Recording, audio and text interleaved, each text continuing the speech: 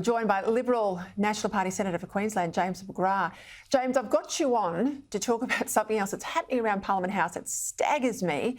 Just a comment, if I can get you there, on these Islamic preachers, pretty horrific, violent hate speech, but apparently it doesn't meet the legal threshold either at a federal level or a state level. If it doesn't, then we've got to change it, don't we? Oh, we've got to change it as soon as possible because it doesn't pass the pub test that people can go out and call for holy war and call for Jews to be drowned in spit, and that's not regarded as some form of extremism. But Peter, this afternoon in the Senate, Labor and the Greens set up an inquiry into right-wing political extremism. I moved amendments to it saying that it should be all forms of political extremism, neither left-wing or right-wing, but all forms of political extremism, and also religious extremism in terms of the violence that comes from that. And guess what? Labor and the Greens voted down those amendments. So this shows where the Labor and the Greens are at the moment in relation to the attacks that our Jewish communities are facing in Australia, because they only think it's right-wing extremists. We know it's extremists at both ends of the political spectrum that need to be looked at. Yeah, it's like Kamala Harris the other day in the White House, in and around all of these atrocities, launching a report into Islamophobia. And of course, you've got the Nazis on the far right of the spectrum, but you've got these pro-Palestinian, pro-Hamas nutjobs right out there on the far left. And it's almost like they join a circle. You know, that there's no difference between the far, far right and the far, far left on their position regarding Israel and Jews. And you're absolutely right to push for those amendments to the motion. I'm sorry to get them up. Okay, let's go to the other issue. You contacted me with some pictures. We'll put them up there for my viewers.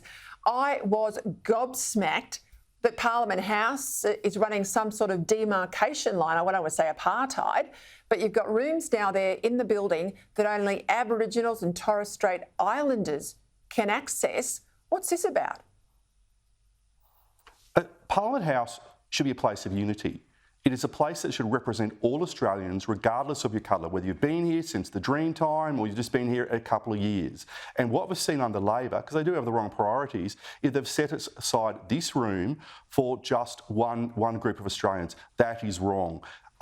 Parliament should unite us all. And this gobsmacked you, it angered me, because this shows why it was so important for us to defeat The Voice on October 14, because what we've seen with these signs is a sign of what would have happened had The Voice got up.